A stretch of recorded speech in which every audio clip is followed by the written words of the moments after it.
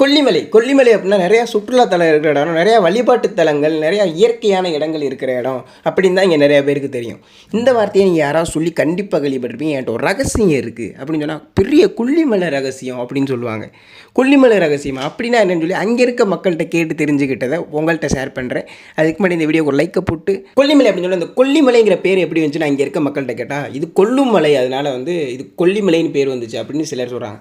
சிலர்கிட்ட கேட்டால் இது கொல்லிப்பகைங்கிற ஒரு காவல் தெய்வம் இங்கே மலையை காவல் காத்துக்கிட்டு இருக்கு, அதனால அது கொல்லிமலைன்னு சொல்கிறாங்கன்னு சிலர் சொல்கிறாங்க. அங்கே உள்ள குகைகளில் சித்தர்கள் வாழ்ந்ததாகவும் இப்போவும் சித்தர்கள் வாழ்ந்து இருக்கிறதாகவும் சொல்லப்படுது.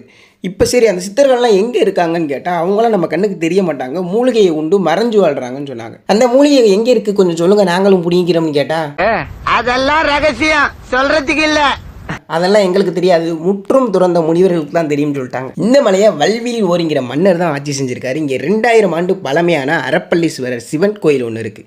இங்கே அடிக்கடி ராஜராஜ சோழன் வழிபட்டு போயிருக்காருன்னு சொல்கிறாங்க. இங்கே